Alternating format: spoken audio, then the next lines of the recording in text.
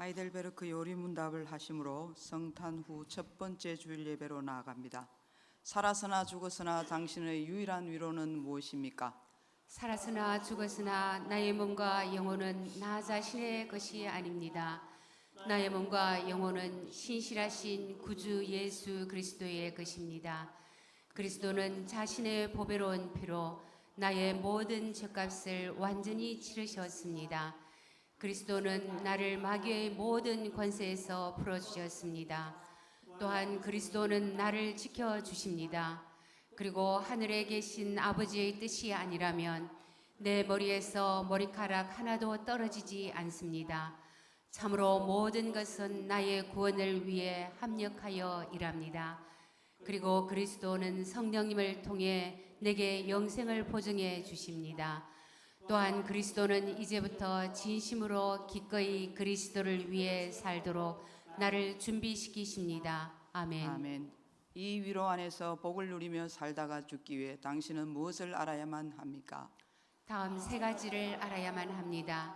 첫째, 나의 죄와 비참함이 얼마나 큰지 알아야 합니다. 둘째, 어떻게 내가 나의 모든 죄와 비참함으로부터 구원받는지 알아야 합니다. 셋째, 어떻게 내가 그러한 구원을 주시는 하나님께 감사해야 하는지 알아야 합니다. 아멘.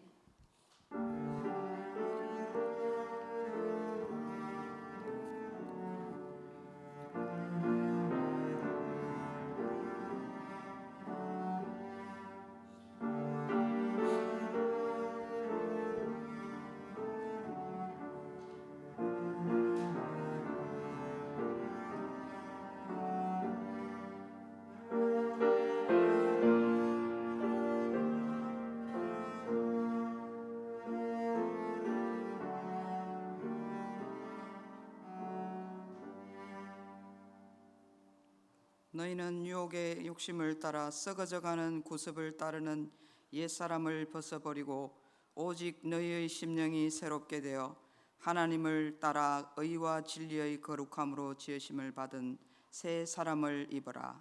아멘. 인류의 역사를 섭리하시며 인생의 생사화복을 주관하시는 거룩하신 하나님, 오늘은 2020년을 마무리하는 마지막 주일입니다. 코로나19로 인해 온 교회 성도들과 이 나라 모든 백성들이 너무나도 힘들었던 한 해였습니다. 그러나 뒤돌아보니 그 모든 위기와 역경 속에서도 하나님께서 우리를 지키시고 인도하여 주셨다는 사실을 깨닫게 됩니다. 베풀어 주셨던 사랑과 은혜를 가슴에 담고 이 시간 저희들이 겸손하게 머리를 숙였습니다. 우리의 찬양과 경배를 받으시고 주님께서 주시는 말씀과 위로 안에서 아름답게 한 해를 마무리할 수 있도록 이끌어 주옵소서. 언제나 하나님 안에서는 새로운 소망과 계획이 있음을 믿고 나아가길 원합니다. 모든 영광을 올려드리며 예수님의 이름으로 기원하옵나이다. 아멘. 찬송가 40장 부릅니다.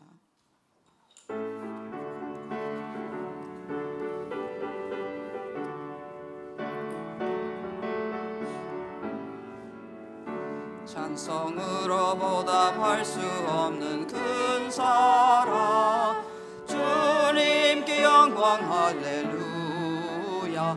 형제 자매 모두 함께 모여 찬송해. 주님께 영광 할렐루야.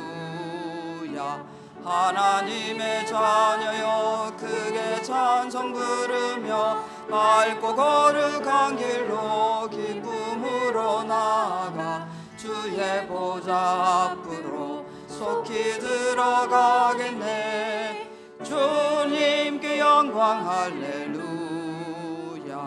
우리 받은 주님 은혜 한량 없도다. 주님께 영광 할렐루야. 기쁜 찬송 부르면서 천국 가겠네. 주님께 영광 할렐루야. 하나님의 자녀여 크게 찬송 부르며 밝고 거룩한 길로 기쁨으로 나아가 주의 보좌 앞으로 속히 들어가겠네. 주님께 영광 할렐루야. 잠시 후에 우리 모두 주를 보겠네. 주님께 영광 할렐루야. 영광스런 보좌 위에 거룩하신 주, 주님께 영광 할렐루야. 하나님의 자녀여 크게 찬송 부르며 밝고 거룩한 길로 기쁨으로 나아가 주의 보좌 앞으로 속히 들어가겠네. 주님께 영광 할렐루야. 만국 백성 천국에서 소리 높여서 주님께 영광 할렐루야. 영원토록 주의 공로 찬양하겠네. 주님께 영광 할렐루야. 하나님의 자녀여 크게 찬송 부르며 밝고 거룩한 길로 기쁨으로 나아가 주의 보좌 앞으로 속히 들어가겠네. 주님께 영광 할렐루야. 성시교독은 36번입니다. 주여, 주는 대대에 우리의 거처가 되셨나이다. 산이 생기기 전 땅과 세계도 주께서 조성하시기 전 곧 영원부터 영원까지 주는 하나님이시니이다.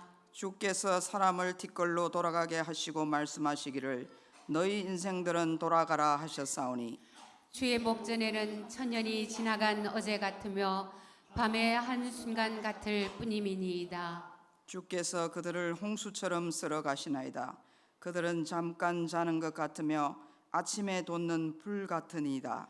푸른 아침에 꽃은 피어 자라다가 저녁에는 시들어 마르나이다. 우리는 주의 노에 소멸되며 주의 분내심에 놀라나이다.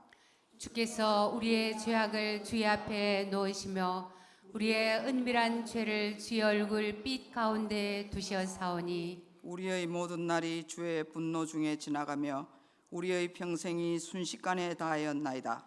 우리의 연수가 70이요 강건함은 80이라도 그 연수의 자랑은 수고와 슬픔뿐이요 신속히 가니 우리가 날아가나이다. 누가 주의 노염의 능력을 알며 누가 주의 진노의 두려움을 알리까? 우리에게 우리날 계수함을 가르치사 지혜로운 마음을 얻게 하소서. 아멘. 우리의 신앙을 고백하겠습니다. 나는 전능하신 아버지 하나님 천지의 창조주를 믿습니다. 나는 그의 유일하신 아들 우리 주 예수 그리스도를 믿습니다. 그는 성령으로 잉태되어 동정녀 마리아에게서 나시고 본디오 빌라도에게 고난을 받아 십자가에 못 박혀 죽으시고 장사된 지 사흘 만에 죽은 자 가운데서 다시 살아나셨으며 하늘에 오르시어 전능하신 아버지 하나님 우편에 앉아 계시다가 거기로부터 살아있는 자와 죽은 자를 심판하러 오십니다. 나는 성령을 믿으며 거룩한 공교회와 성도의 교제와 죄를 용서받는 것과 몸의 부활과 영생을 믿습니다. 아멘. 찬송가 301장 부릅니다.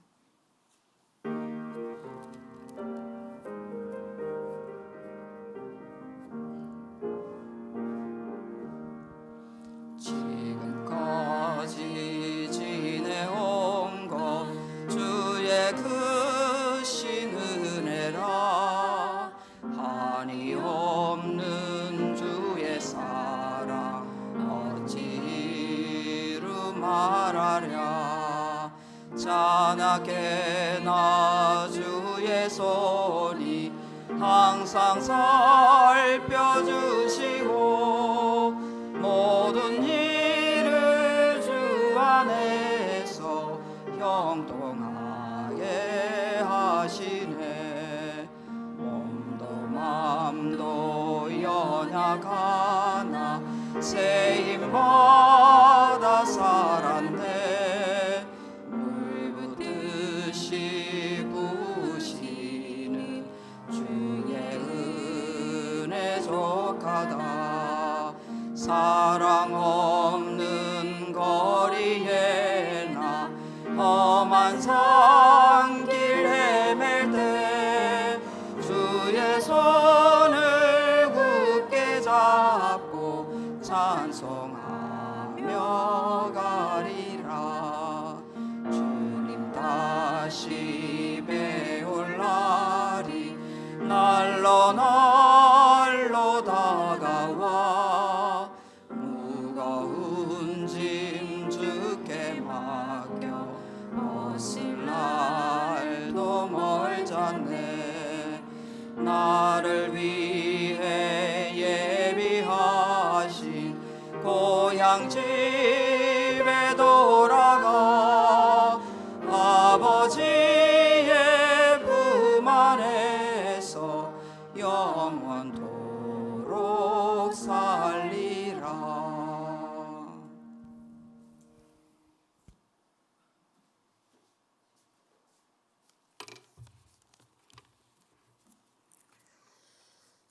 올 한 해를 하나님의 은혜로 견디게 하시고 이기게 하신 하나님께 감사의 찬양과 영광을 올려드립니다.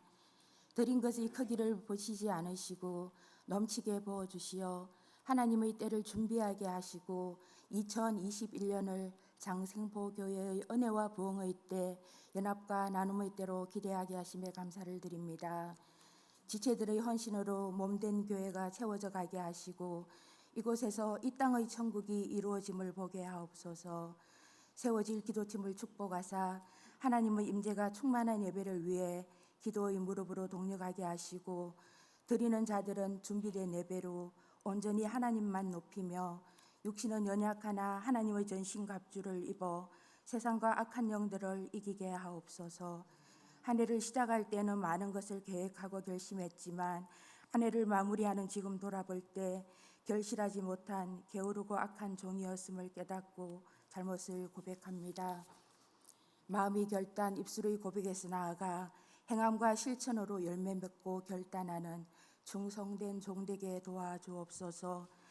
악한 세대 가운데 구별된 자로 매일 말씀을 읽음으로 각자의 성전을 보수하고 회복하는 은혜를 부어주시어 주어진 일들을 각자의 자리에서 감사와 기쁨, 겸손으로 감당하게 인도하여 주옵소서. 전 세계가 코로나로 인해 단절되고 힘든 이때에 기도하지 않고 하나님의 뜻이 무엇인지 알고자 하지 않은 저희의 게으름을 회개합니다. 용서하여 주시길 원하며 이 시기를 이기고 극복함이 마스크와 백신이 아닌 우리의 회개와 하나님의 손에 있음을 깨닫고 도와주심을 바라게 하옵소서. 담임 목사님의 사역과 당회와 각 기관을 축복하사 몸된 교회를 든든히 세우고 성도를 살리며 연합으로 이끌어가게 하시고 어린아이와 어른까지 모두가 행복한 장생포 교회 되게 하옵소서. 몸된 교회의 되어지는 모든 일들이 우리의 선함과 우리의 방법이 아닌 하나님의 긍휼과 하나님의 방법으로 이루어가게 하시어 지역의 빛과 소금으로 하나님과 복된 소식을 전하기에 부족함 없게 도와주옵소서. 성탄절을 보내며 예수님의 지극한 사랑과 구원을 바라보게 하시고 저희는 충성과 헌신, 복음 전파를 결단하게 하옵소서. 예배의 시작과 마지막을 하나님의 손에 올려드리며 말씀이 육신이 되어 이 땅에 오신 귀하신 예수님 이름으로 기도드립니다. 아멘.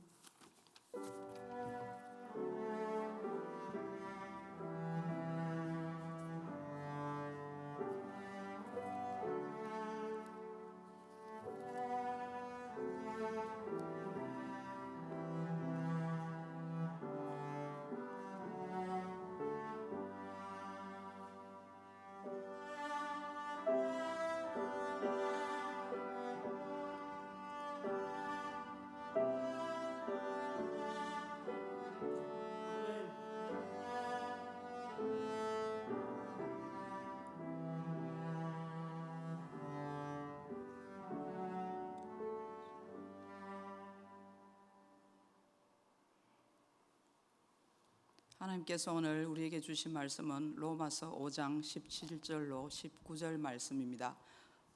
로마서 5장 17절로 19절 말씀을 한 절씩 교독하시고 마지막 절은 함께 봉독합니다. 한 사람의 범죄로 말미암아 사망이 그 한 사람을 통하여 왕노릇하였은즉 더욱 은혜와 의의 선물을 넘치게 받는 자들은 한 분 예수 그리스도를 통하여 생명 안에서 왕노릇하리로다. 그런즉 한 범죄로 많은 사람이 정죄에 이른 것 같이 한 의로운 행위로 말미암아 많은 사람이 의롭다 하심을 받아 생명에 이르렀느니라. 한 사람이 순종하지 아니함으로 많은 사람이 죄인 된 것 같이 한 사람이 순종하심으로 많은 사람이 의인이 되리라. 아멘. 주일 특송을 드리겠습니다.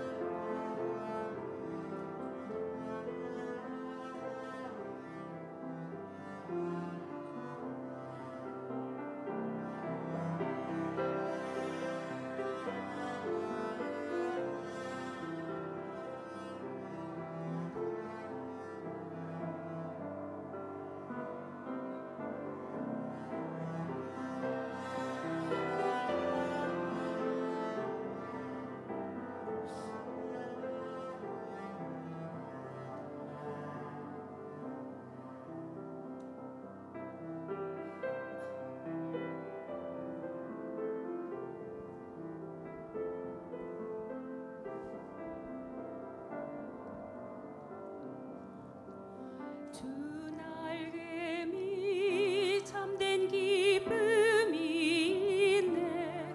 고달픈 세상 길 가는 동안 나 거기 숨어 돌보심을 받고 영원한 안식을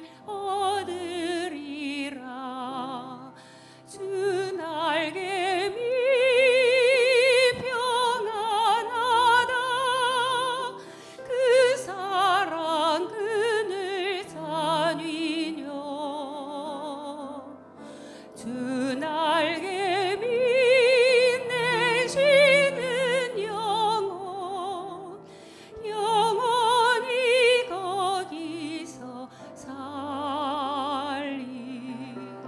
주 날개미 평안하다. 그 사랑 그늘 잔위뇨.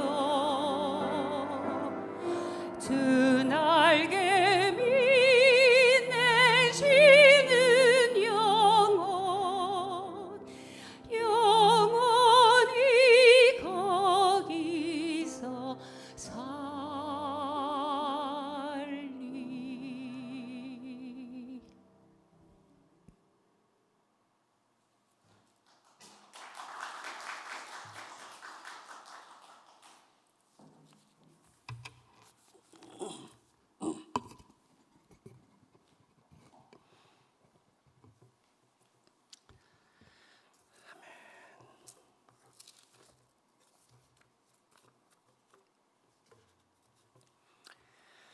이 세상에 71억이 넘는 사람들이 살지만 공식적으로 최소 46억 명에서 최대 68억 명 정도 되는 엄청난 수의 사람들이 삼위일체 하나님을 믿지 않습니다.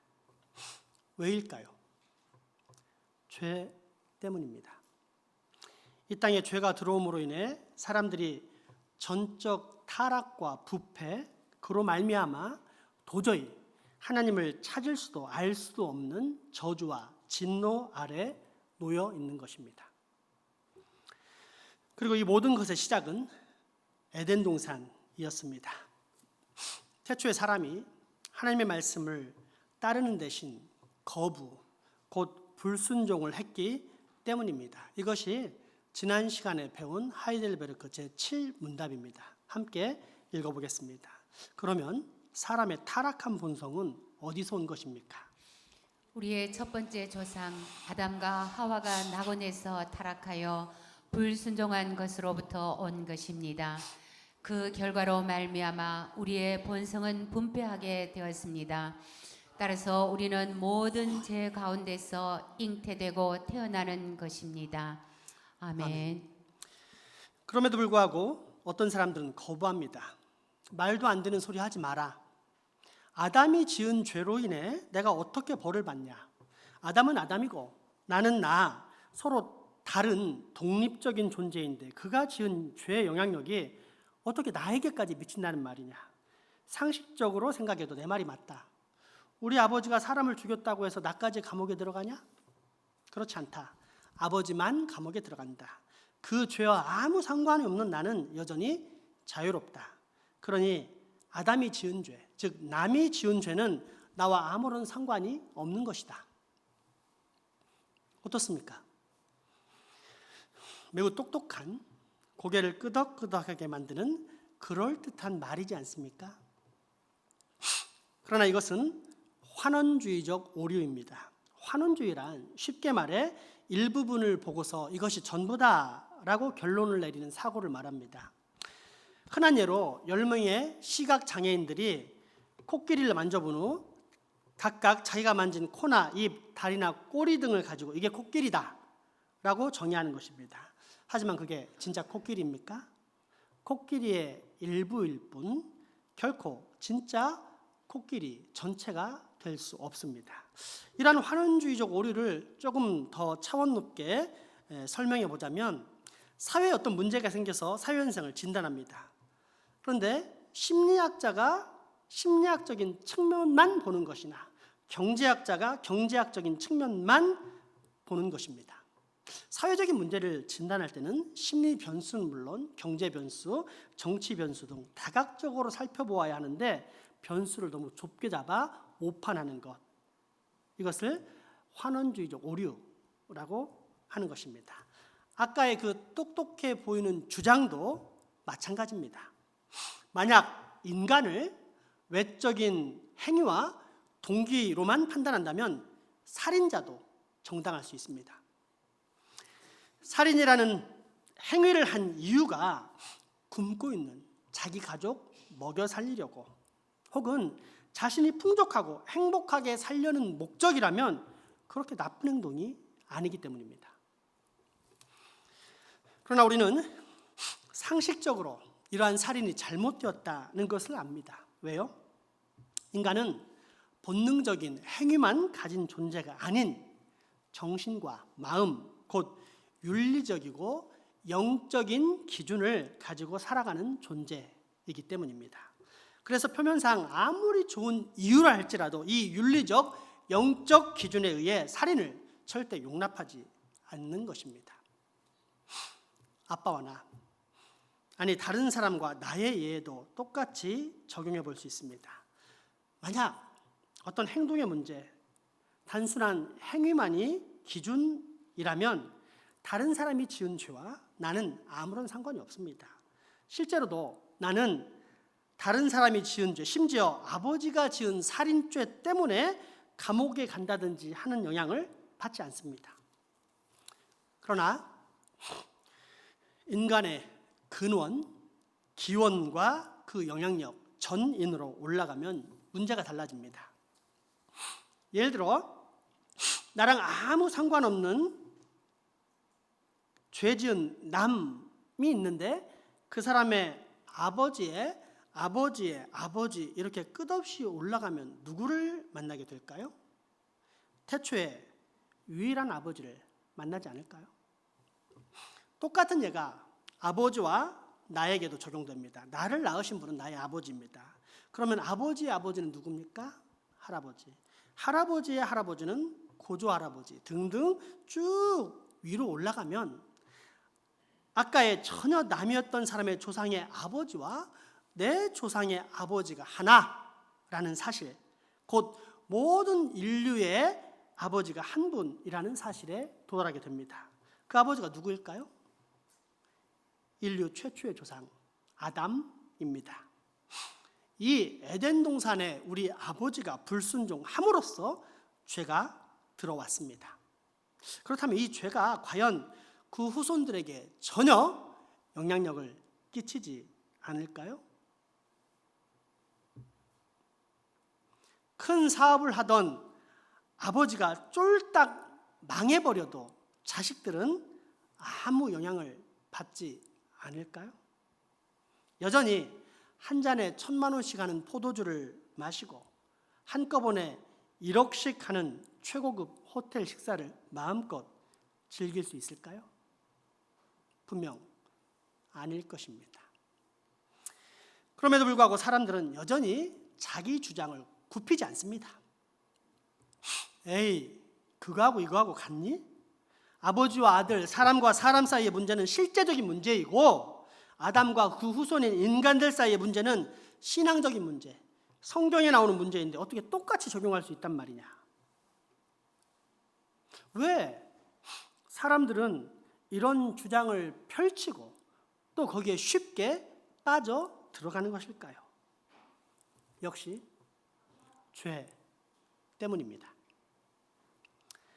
하나님께서는 진노와 저주를 받아 도저히 하나님을 찾을 수 없는 존재, 그래서 영원한 사망에 이르는 존재인 인간을 불쌍히 여기셨습니다.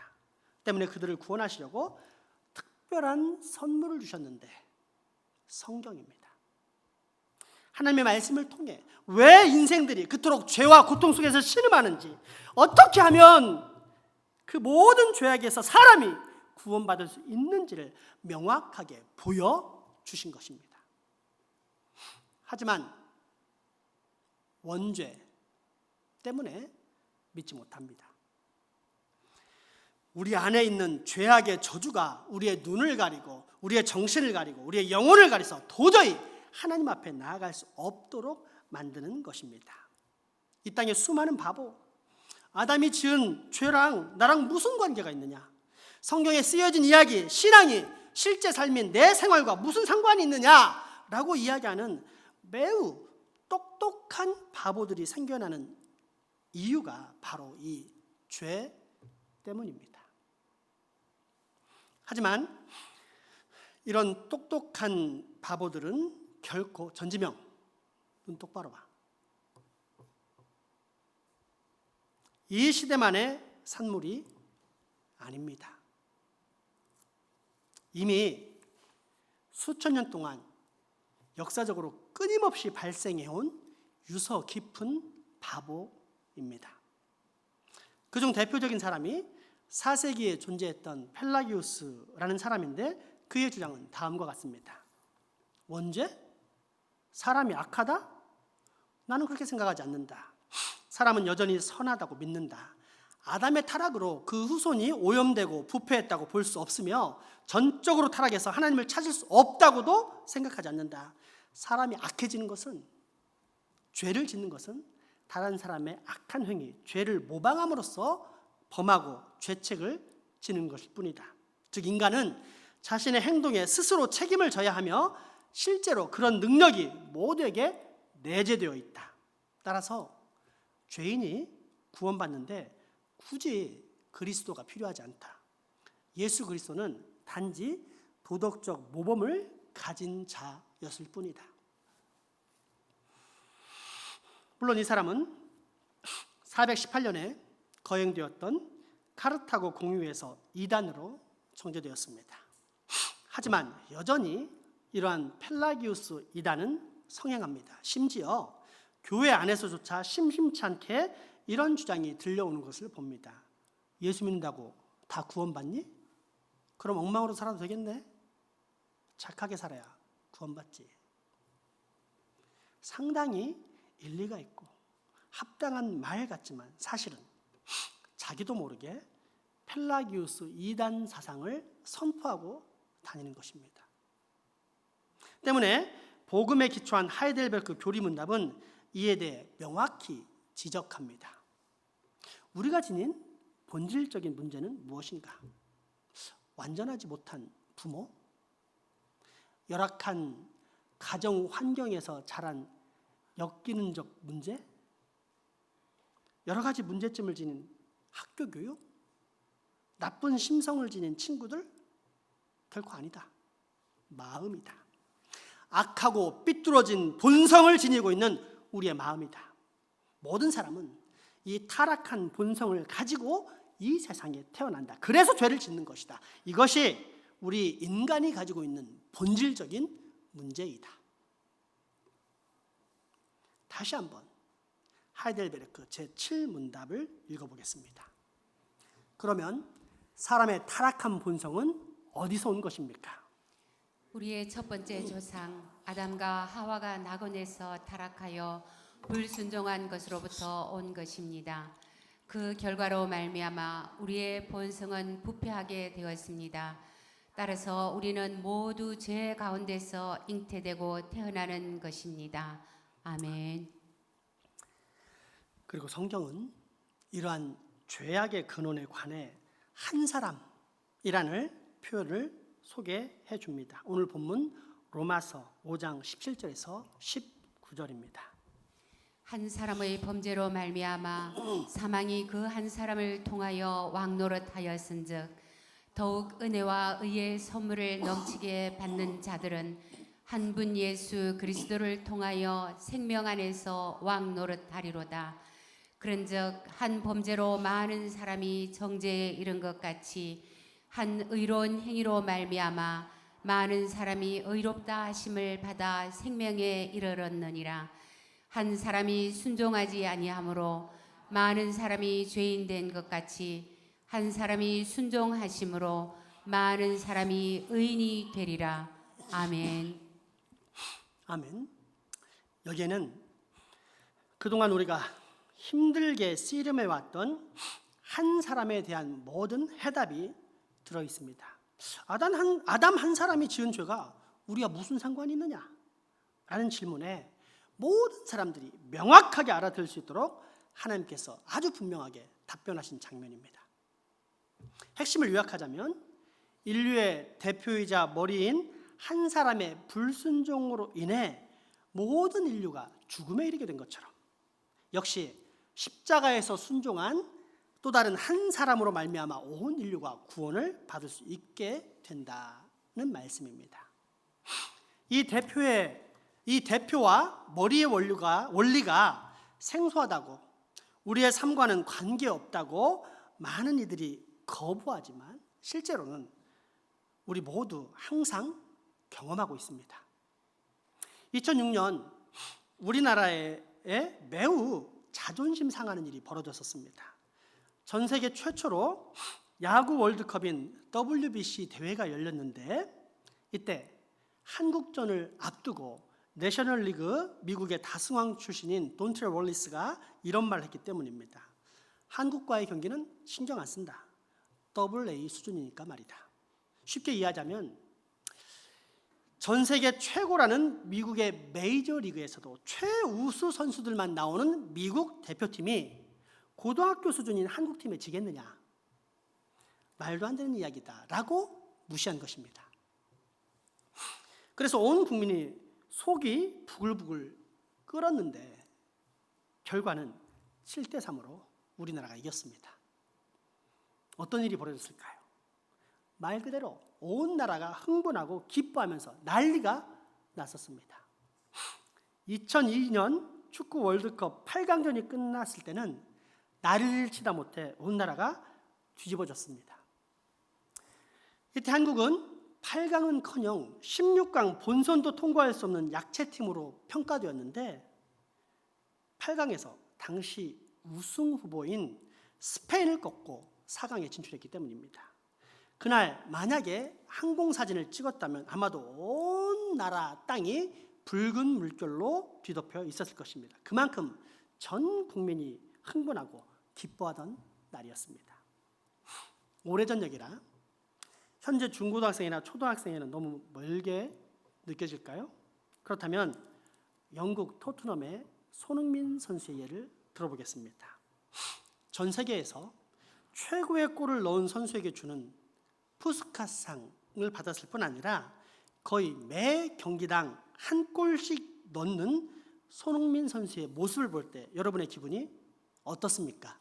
침울합니까? 나는 국가대표도 아닌데 손흥민은 국가대표에 유명하고 잘생기고 돈도 많은 데다가 골 넣고 상까지 받으니까 상대적으로 초라해 보입니까? 그래서 침울합니까?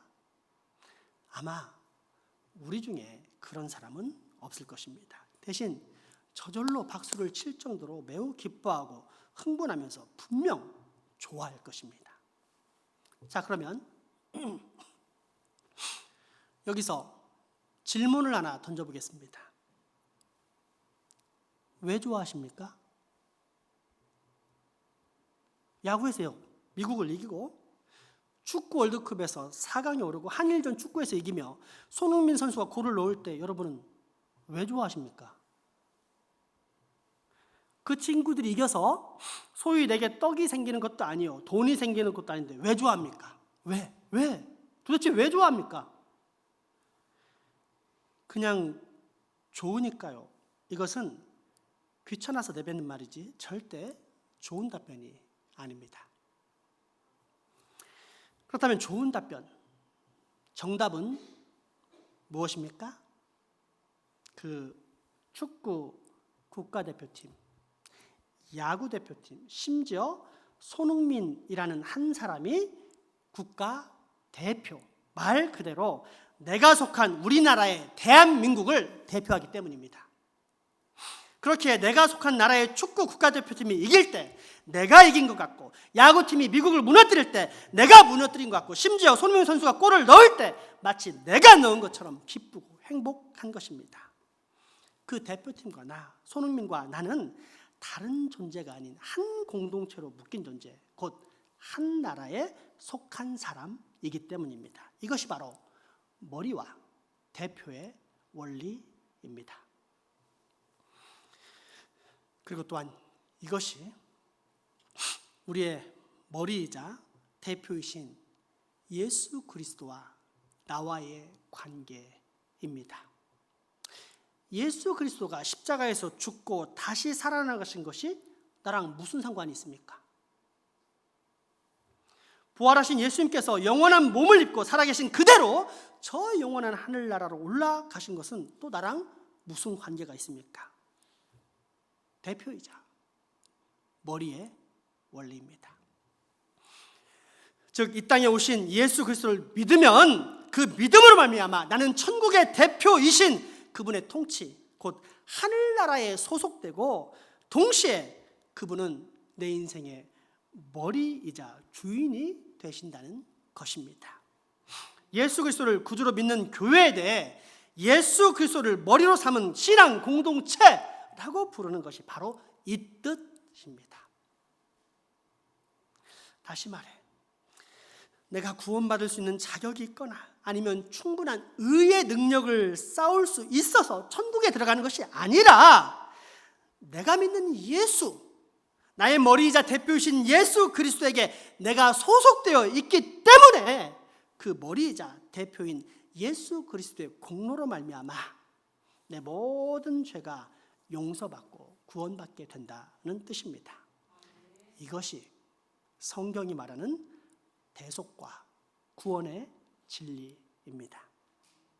이 사실을 분명히 믿을 수 있겠습니까? 그렇다면 이제 정반대의 예도 충분히 이해할 수 있을 것입니다. 우리가 거듭나기 전 우리의 머리와 대표는 누구였습니까? 아담이었습니다. 그렇다면 아담이 지은 죄와 나와 관련이 있습니까? 없습니까? 내가 하나님을 믿지 않고 아니 믿는다 하면서 신앙생활을 하지만 하나님께 무관심할 뿐더러 심지어 알고서도 일부러 거역하는 것이 단순히 내 의지로 거부하는 것입니까? 나의 게으름으로 일어나는 것입니까? 아니면 태초에 하나님이 저질렀던 똑같은 반역, 똑같은 불순종의 원리가 내 안에서 반복되는 것입니까? 그렇습니다.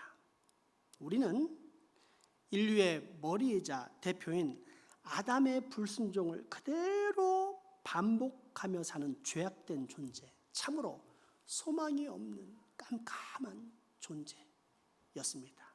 이것이 타락한 인간은 완전히 부패하여 절대 하나님을 찾을 수 없다라는 저주와 진노의 의미입니다. 그런데 이 사실을 아는 것, 이 비참한 현실을 있는 그대로 믿고 받아들이는 것이 구원의 첫 번째 조건입니다. 우리가 흔히 듣듯이 예수 믿으면 구원받는다. 그 사람은 절대 구원 못 받습니다. 그 문장은 나를 구원시키지 못합니다. 구원의 첫 번째 조건은 이 비참한 현실을 있는 그대로 믿고 받아들이는 것입니다. 자신이 저주와 사망을 야기한 아담의 후손이라는 사실을 인정하지 못하는 사람은 스스로 죄인이라고 생각하지 않습니다. 말은 그렇게 하지만 실제로는 자기가 죄인이라고 인정하지 않습니다. 그리고 이처럼 자신이 죄인이라 아니라고 생각하는 사람은 결코 구원에 대한 소망을 품을 수 없습니다. 내가 죄인이 아닌데 왜 구원이 필요합니까? 과연 구원이 필요하겠습니까?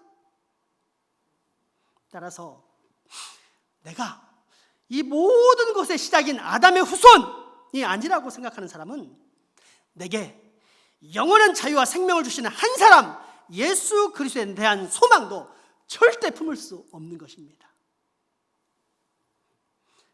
그렇기에 이에 대한 중요성을 하이델베르크 교리문답 전체를 요약하고 있는 1, 2문답에서 제2문답은 질문과 첫 번째 답을 통해 다음과 같이 아주 명확하게 밝혀주고 있습니다. 한번 볼까요?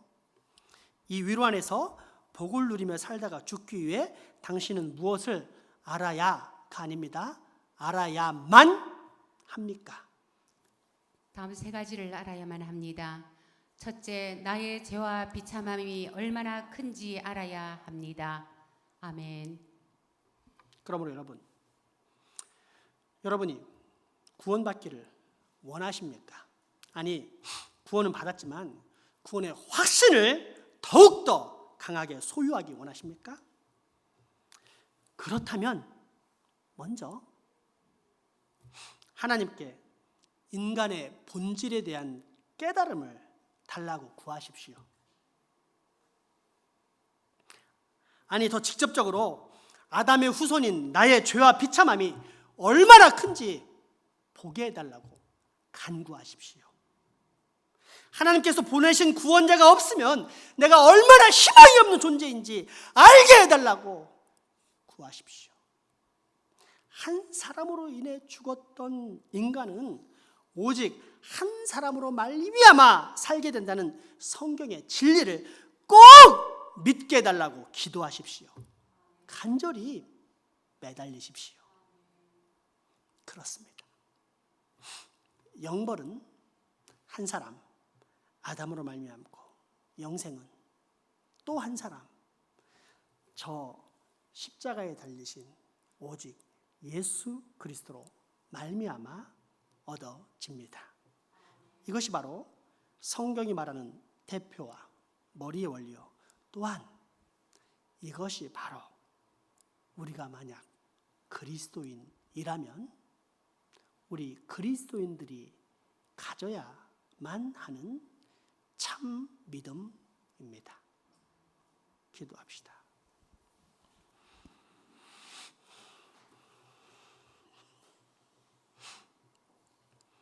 진리와 자유의 주님, 우리로 막연한 믿음 가운데 방황하다 구원을 못 받는 불쌍한 인생 되지 않게 도와주십시오.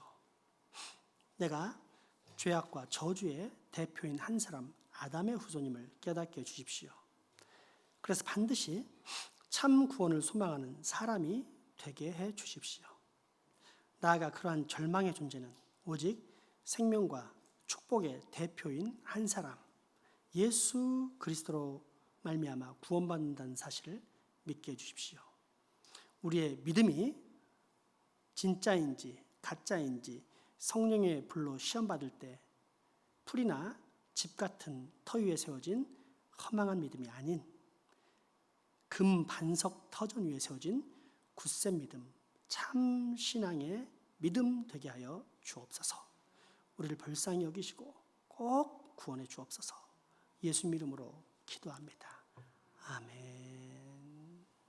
헌금하시겠습니다.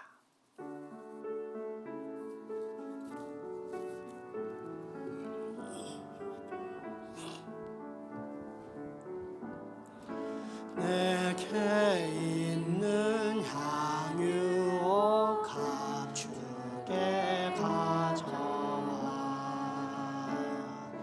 그 발 위에 입 맞추고 깨뜨리 나를 위해 험한 산길 오르신 그발 걸음마다 크신 사랑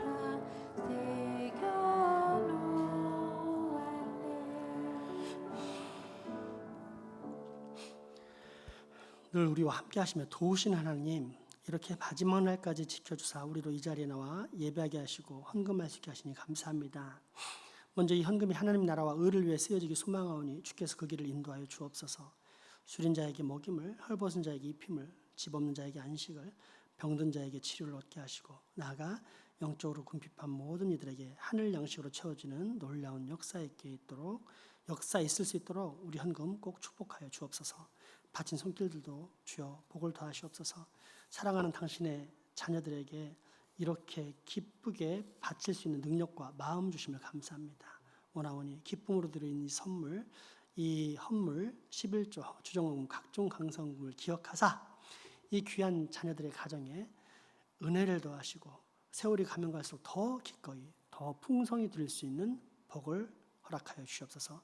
육체의 강건함을 허락하사 한평생 하나님 나라와 의를 위해 사는데 전혀 지장이 되지 않도록 건강하게 하여 주시며 마음의 평강을 주사 어떤 외적 환경에도 흔들리지 않는 하늘의 안연함을 누리게 하여 주옵소서. 또한 주여 아무리 건강하고 평강해도 내 영혼이 예수 안에 있지 않으면 허무할 뿐입니다. 그 모든 복 중에 예수 안에 거하는 복, 예수님을 내 머리로 삼는 주인으로 모시는 복을 꼭 얻게 하여 주시옵소서. 직장, 사업, 유학, 국방 업무 등으로 타지 해외 나가 수고하는 우리 가족들을 위해서 기도할 때 동일한 은혜와 감사, 복을 주시기 소망하며 이 지역사회도 주여 긍휼히 여기사 이 지역사회가 예수 그리스도로 말미암아 행복해지는 지역사회에게 축복하여 주시옵소서. 예수 이름으로 기도합니다. 아멘.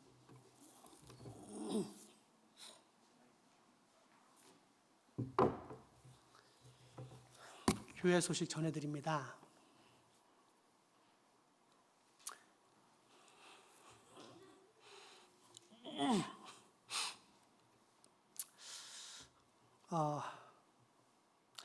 내 평생의 신앙 고백 하이델베르크 요리문답 제1, 2문답 꼭 암송하시기 바랍니다. 제가 설교 전에 잠깐 언급을 드렸지만 하이델베르크 지금 교리문답 선교를 하고 있는데 잘 모르겠다, 난 이해 안 된다 그러면 이제 이해 안 될 정도로 설교를 잘못한 내 문제가 일단 첫 번째 있겠지만 어쨌든 뭐 우리 교회를 떠나지 않는 이상 이 설교를 드려야 되잖아요. 그러면 대안으로 선택할 수 있는 것은 암송하는 것입니다. 왜냐하면 이것이 하이델베르크 전체를 요약한 것이기 때문입니다. 그리고 이것을 암송하고 입술로 고백하면 우리가 주기도문과 사도신경을 고백하는 것처럼 하나님이 기뻐하십니다. 하나님을 기쁘시게 한 사람의 다음 생은, 그러니까 다음 생이라니까 이 전생 이런 것 같은데 그게 아니라 남은 생은 절대 걱정할 필요가 없습니다. 하나님을 기쁘시게 했는데 내 인생이 잘못 풀린다? 그건 하나님이 없는 거죠. 그래서 여러분 하나님을 기쁘시게 하는데 초점을 맞춰야 되는데 그 첫 번째 우리 교회의 도구는 공동적인 도구는 하이델베르크 요리문답 1, 2문답을 외우는 것입니다. 지금 코로나로 인해서 여러분 잘 피해가고 있습니다. 그러나 이제 만나게 되면 다 모여서 만나게 되면 제가 바로 찌릅니다. 농담 아닙니다. 그때 답변을 못한다. 그거는 저한테 단순히 부끄러운 것이 아니라 하늘나라에서 하나님께 부끄러울 수 있겠구나라고 생각을 하셔야 됩니다. 그래서 50대 이하들은 특별히 주의하시고 50대 이상 되는 분들은 알아서 하시는데 자신 있는 분은 저한테 꼭 요청을 하시기 바랍니다. 질문해 드리겠습니다. 우리 교회 이 단계에 맞춰 코로나 정책을 지난 성탄 예배 끝나고 당에서 최종 결정했습니다. 앞으로 특별한 명이 없을 동안에는 주일 교회의 예배 참석 기준이 홀수주는 1, 3주, 짝수주는 2, 3주에 모이도록 하고 마지막 5주차는 제자교육반, 청년부만 모이도록 하겠습니다. 중요한 것이 지금 내가 이번에 구역 재편성하다 보니까 내가 무슨 구역인지 모르겠다 이제 이러신 분 있을 것 같아서 지금 요람을 제작해서 인쇄소에 맡겼습니다. 다음 주 인쇄 들어가서 최대한 디자인하고 하면은 다음 주 금요일쯤 오지 않겠는가. 그러면 토요일 날 다 나눠드리도록 하겠습니다. 그래서 이거를 참고해 주시고 또 하나 중요한 것은 여러분 오고 싶다고 해서 다 올 수 있는 게 아닙니다. 20명 제한이 있기 때문에 우리 예배를 방송으로 송출할 때 필요한 필수 인원들이 있습니다. 그 필수 인원을 제하고 이 예배당에 들어올 수가 있습니다. 그래서 여러분 그렇게 하시려면 내가 괜히 왔다가 안 됩니다 가세요 하면 기분 나쁘잖아요. 교회 예배하러 왔는데. 그러니까 전화를 꼭 조성수 목사님께 하시기 바랍니다. 그래서 지금 내가 가고 싶은데 이번 주에 됩니까? 물어봐서 안 됩니다. 그러면은 아쉽지만 인터넷으로 비대면 예배를 드려주시기 부탁드리겠습니다. 꼭 부탁드립니다. 왜냐하면 이따가 또 중복되지만 이 문제가 결코 쉽지 않은 문제, 상당히 어려워질 수 있는 문제가 껴있기 때문입니다. 네 번째 광고 보시죠. 수요 예배는 다음날 송구영신 예배랑 통합으로 드리도록 하겠습니다. 송구영신 예배 그대로 진행되니까 12월 31일 마지막 날 오후 11시 30분에 본당으로 모여주시기 바랍니다. 새가정 예배에서 배포하고 있습니다. 우리 박봉성 권사님이 목동 힘찬병원에서 내일 수술하신답니다. 그래서 어제 입원하셨고 오늘은 제가 또 수술 전 기도를 전화를 해드릴 예정입니다. 여러분들 함께 기도하셔서 사랑하는 노 따님이 잘 수술받고 다시 회복돼서 돌아와서 힘차게 걸을 수 있도록 우리 함께 하나님께 매달렸으면 좋겠습니다. 자, 이제 특별한 시상을 하나 하도록 하겠습니다. 아마 우리 교회에서 처음 제가 와서 시상하는 것 같은데 전도 시상입니다. 이제 여기에 대한 오해부터 풀었으면 좋겠습니다. 나도 분명히 데려왔는데 왜 나는 안 주냐라고 생각하시는 분도 있을 것 같습니다. 근데 다 주는 것이 아니라 데려왔을 뿐 아니라 잘 돌봐가지고 교회에 정착하신 분들을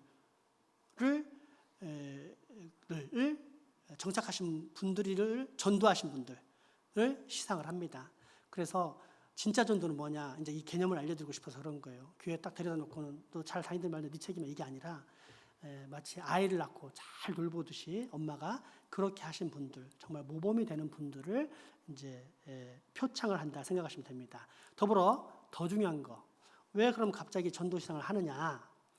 제가 볼 때 우리가 너무 감각적이고 세속화에 물들어서 하늘의 영광을 바라보지 못하는 것 같습니다. 그래서 이 선물을 통해서 하나님께서 그 하늘나라에서는 이거에 100배, 1000배로 상을 주신다라는 하늘의 소망, 상급에 대한 소망을 품을 수 있게 하기 위해서 자극 차원에서 하는 겁니다. 그러니까 얼마 받았어? 뭐야 선물? 뭐 이렇게 얼마나 좋아?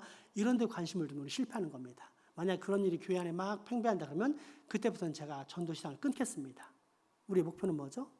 결국 하나님께 칭찬받는 겁니다. 날 구원하신 하나님, 그분의 영광을 위해 열심히 살았던 하나님께서 날 구원해 주고 감사한데 잘했다, 충성된 종아, 이 칭찬 얼마나 행복합니까? 그게 우리의 초점임을 꼭 기억하시고 전도상 받기를 위해 힘쓰시기 바랍니다.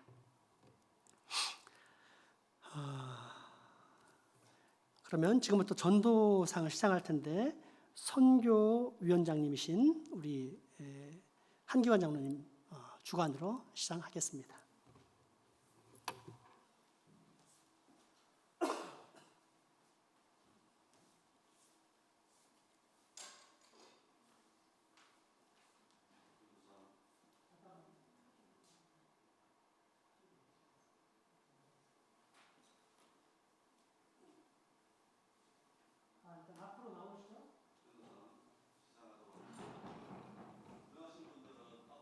바랍니다. 예, 양희정 집사님, 양진홍 집사님, 유남주 장로님, 최성희 권사님.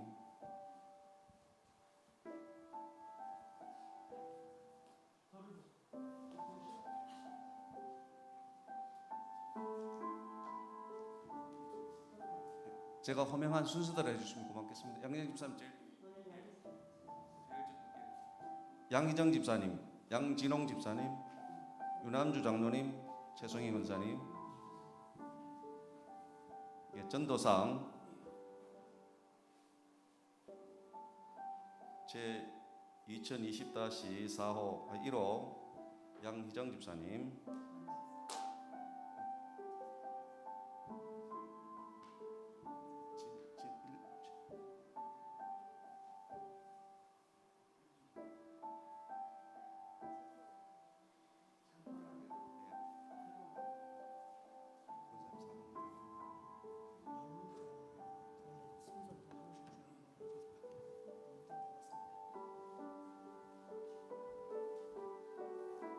예, 전도상 제 2020-4호 이름 최성희 권사.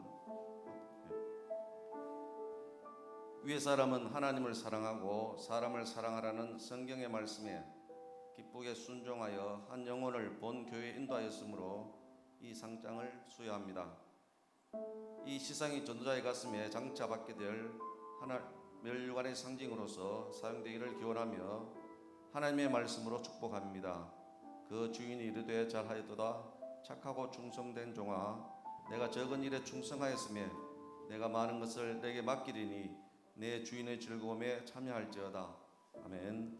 주 2020년 12월 27일 대한예수교 장생포교회 담임 목사 전성우.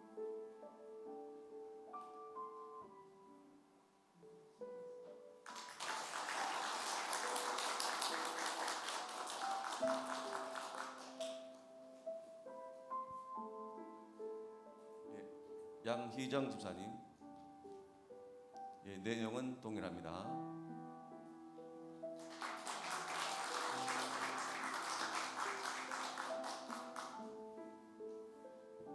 예, 양진홍 집사님. 예, 내용은 동일합니다.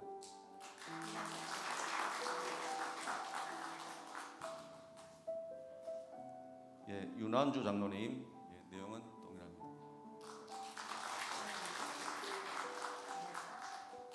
자, 우리 수고하셨습니다. 더 많이 전도하세요라고 크게 박수로.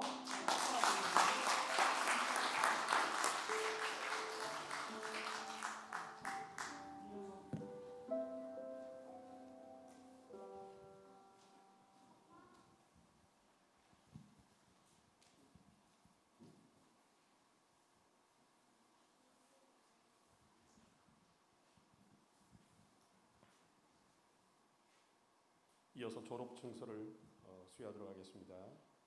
자, 졸업자 다 앞으로 나와야죠. 자, 유치부부터 불러드릴게요. 유바이, 허지율, 양혜리, 김시연, 그리고 아동부 졸업 전지명, 중고등부 졸업 최현규, 그리고 황고은.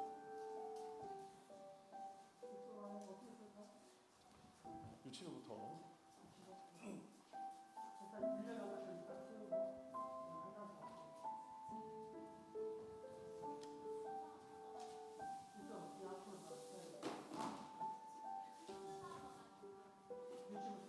순서 유바이, 허지율, 양예린, 김시연.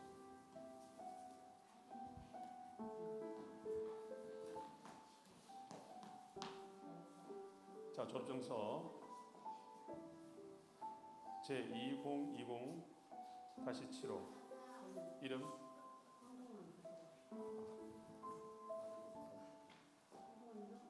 네, 자, 졸업증서 제2020-1호 이름 황고은 2002년 10월 4일생 위 사람은 본 교회의 고등부 모든 과정을 마쳤으므로 이 증서를 수여합니다. 주 2020년 12월 27일 대한예수교 장로회 장생포교회 담임 목사 전성우.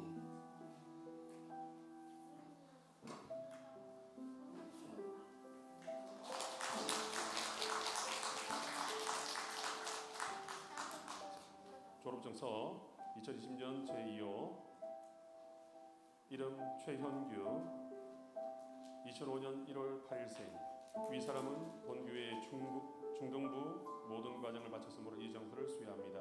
주 2020년 12월 27일 대한예수교 장로회 장생포교회 담임 목사 전성우.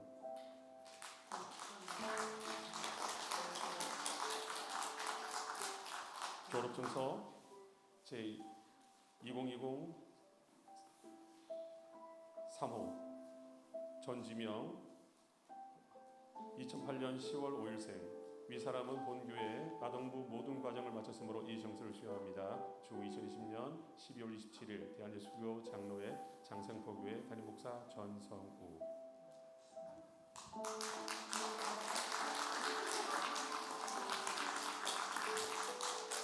졸업증서 제 2020-4호 유바인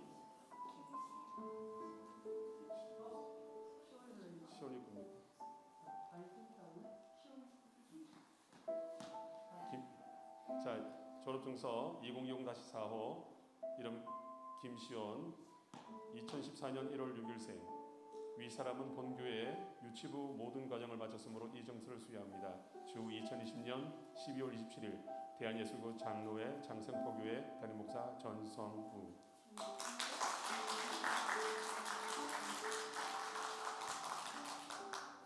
다음 양예린 2014년 5월 5일생 내용은 동일합니다. 다음 허지율 2014년 5월 7일생 내용은 동일합니다. 다음 유바인 2014년 6월 4일생 내용은 동일합니다.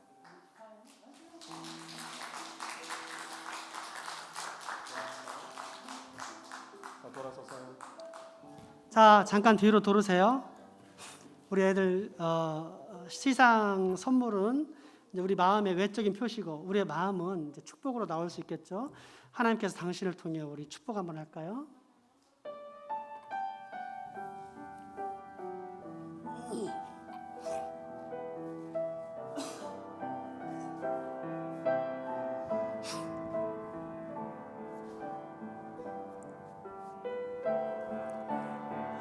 하나님께서 당신을 통해 메마른 땅에 샘물 지기를 가난한 영혼 목마른 영혼 당신을 통해 주 사랑 알기 원하네. 아멘. 큰 박수로 축복하겠습니다. 자, 들어가세요. 자, 이제 유치부는 졸업했으니까 다음 주부터 혹시 이제 교회 오게 되면 어른들과 같이 드리는 거 알았지?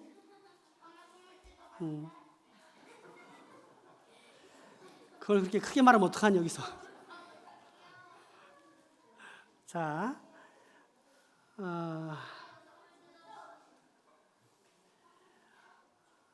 다음 주 예배 참석 가능은 13구역 선착순 희망자의 하나사입니다. 문의는 조성수 목사님에게 해주시기 바랍니다. 사람이 많이 올 수가 없을 것입니다. 그 필수 인원들이 있어서요. 참고해 주시고 마리아 여전도회 주관으로 바자회를 2021년 1월부터 다음 주부터 시작하는데 무인 판매입니다. 필요한 물건 있으면 갖다 놓고 또 사고 싶은 분은 무인 판매다 돈을 넣고 사가고 모여진 것은 우리 필리핀 집중 선교 쪽에 활용하도록 하겠습니다. 가격을 모르겠다.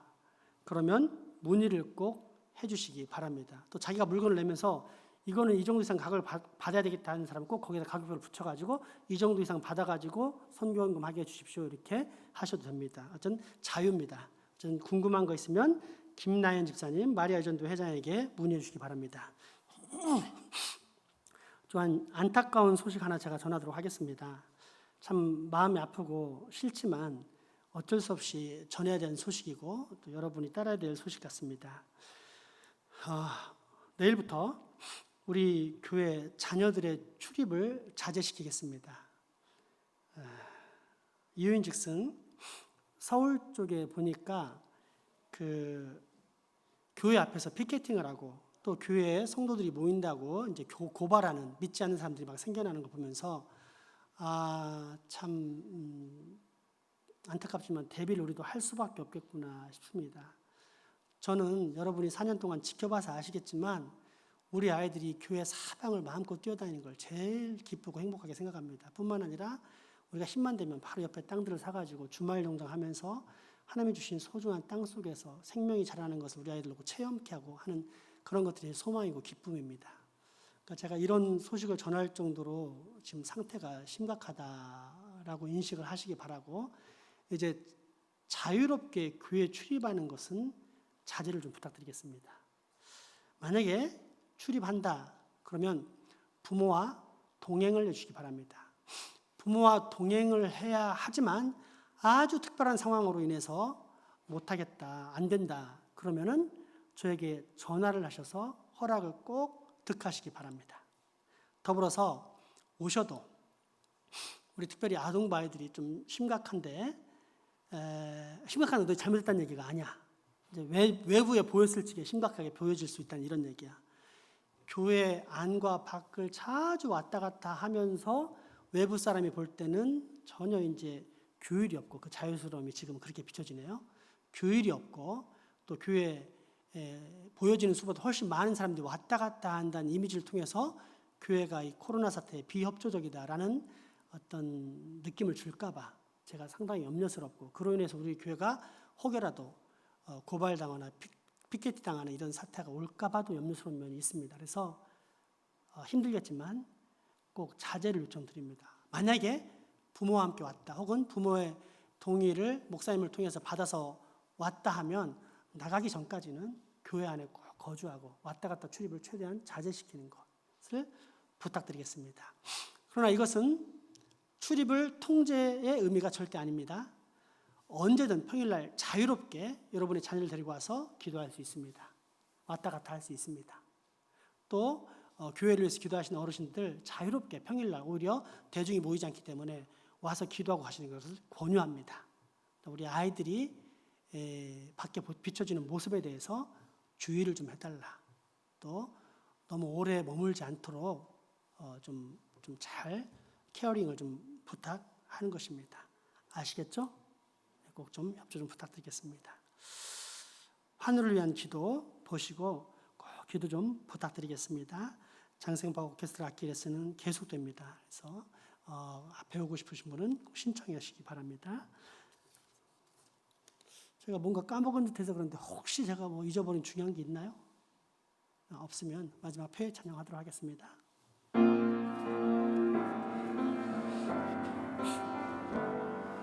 우리에겐 소원이 하나 있네. 주님 다시 오실 그날까지 우리 가슴에 새긴 주의 십자가 사랑 나의 교회를 사랑케 하네. 주의 교회를 향한 우리 마음 희생과 포기와 가난과 고난 하물며 죽음조차 우리 막을 수 없네. 우리 교회는 이 땅에 임하 교회를 교회되게 예배되게 우리를 사용하소서. 진정한 부흥의 날 오늘 임하도록 우리를 사용하소서.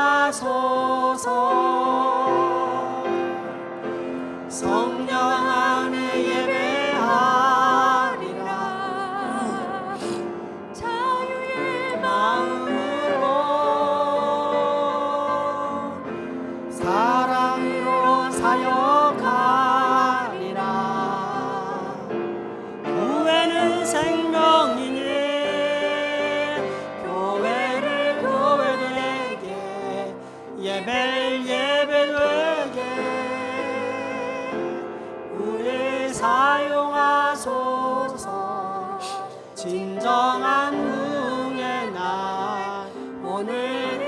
사고로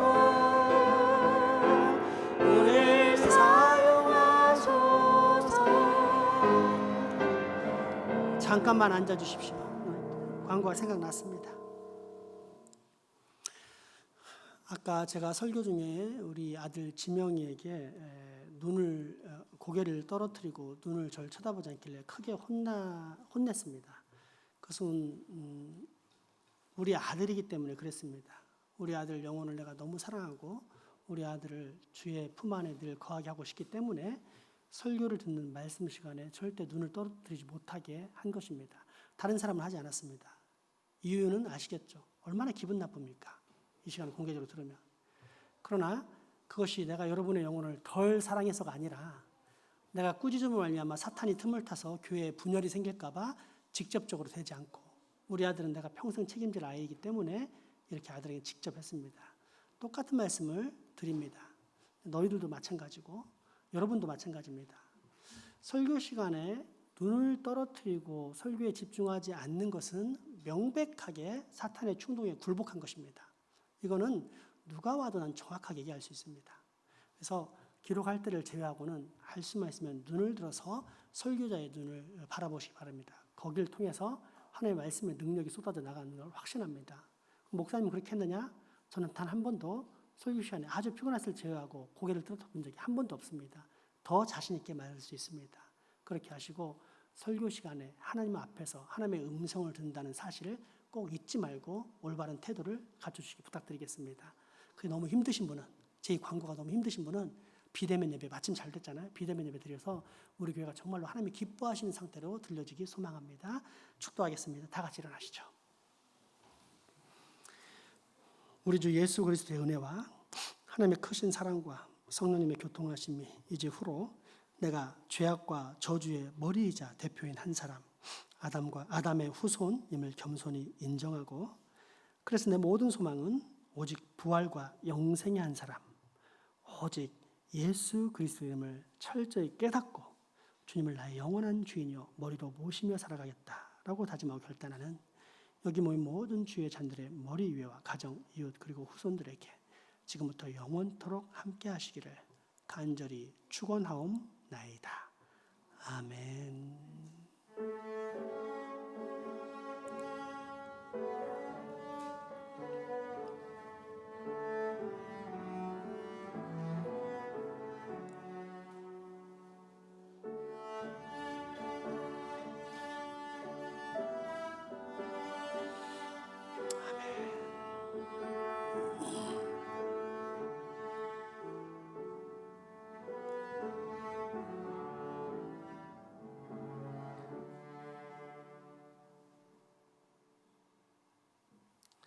아멘. 예배 마쳤습니다.